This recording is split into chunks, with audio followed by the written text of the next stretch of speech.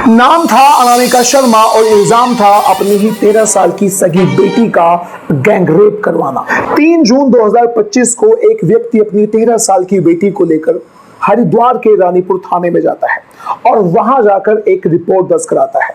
जैसे ही वहां पर रिपोर्ट दर्ज की जाती है तो पुलिस वालों में हड़कंप मच जाता है, क्योंकि वो जो रिपोर्ट दर्ज हुई थी, वो जो एफआईआर थी, वो किसी साधारण इंसान के खिलाफ नहीं थी।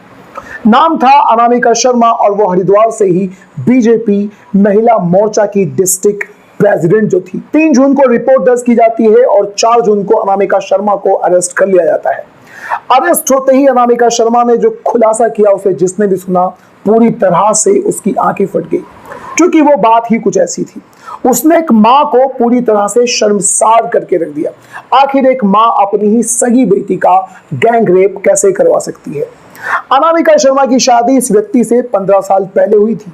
शादी के कुछ दिनों तक इनकी लाइफ में सब कुछ बहुत अच्छा चल रहा था, लेकिन शादी के कुछ ही दिन बाद इन दोनों में मनमुटाव होना शुरू हो जाता है और मनमुटाव के बाद ये दोनों एक डिस्कशन पे आते हैं और डिसाइड कर लेते हैं कि अब हम दोनों को एक दूसरे से अलग होना चाहिए। ये दोनों एक दूसरे से अलग हो जाते हैं। 13 साल की बेटी को वो व्यक्ति अनामिका शर्मा को ही दे देता है। कहीं ना कहीं उसके दिमाग में बात ये थी कि ये औरत है और एक बेटी को अच्छे संस्कार दे सकती है और एक बेटी को अच्छे से पाल भी सकती है।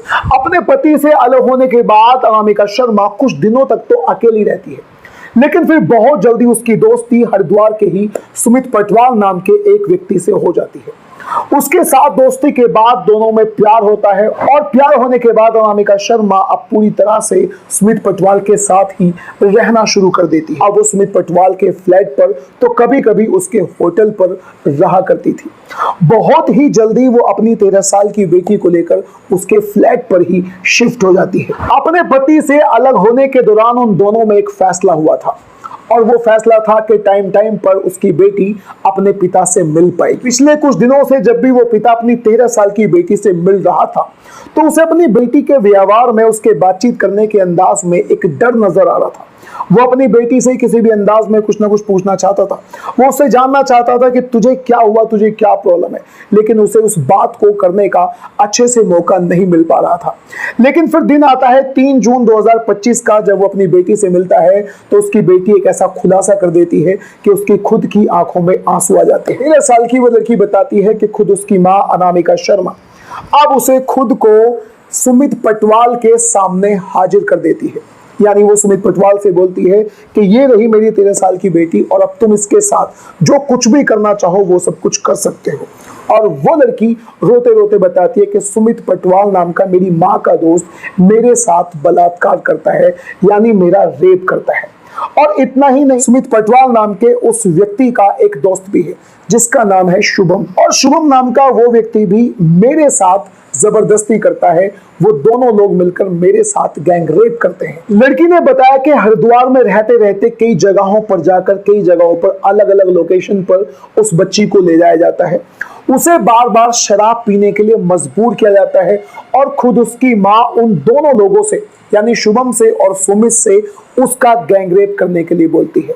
इतना ही नहीं, हरिद्वार के साथ साथ वो उस लड़की को आगरा लेकर जाते हैं, वृंदावन लेकर जाते हैं, वहां भी उसको शराब पिलाई जाती है और उसके साथ ये दोनों लोग मिलकर बलात्कार करते हैं, यानी उसका गैंग रेप करते हैं। अपने पिता से बात करते हुए रोते रोते वो लड़की बताती है कि मुझे इन लोगों ने धमकाया, मुझे जान से मारने की धमकी तो दी ही दी, साथ ही साथ ये भी कहा कि अगर तुमने इस बात को किसी दूसरे व्यक्ति से बताया या किसी तीसरे व्यक्ति से बताया तो हम तेरे पिता को भी जान से मार देंगे। जब ये बात इस लड़की ने अपने पिता से बताई तो उसके पिता की आंखों में आंसू आ जाते हैं और वो सीधा 3 जून 2025 को रानीपुर थाने में जाकर रिपोर्ट दर्ज कराता है अपनी पत्नी अनामिका शर्मा के खिलाफ, सुमित पटवाल के खिलाफ और उसी का एक दोस्त जिसका नाम था शुभम, उसके खिलाफ। और 4 जून 2025 को अनामिका और सुमित पटवाल को उसी के हरिद्वार के ही होटल से अरेस्ट कर लिया जाता है और फिर बहुत ही जल्द शुभम को भी मेरठ से गिरफ्तार कर लिया जाता है और इन तीनों के खिलाफ पॉक्सो एक्ट में एक मुकदमा दर्ज किया जाता है और इन तीनों को ही जेल भी भेज दिया जाता है। बीजेपी ने अनामिका शर्मा को अपनी पार्टी से निकालकर बाहर का रास्ता दिखा दिया है।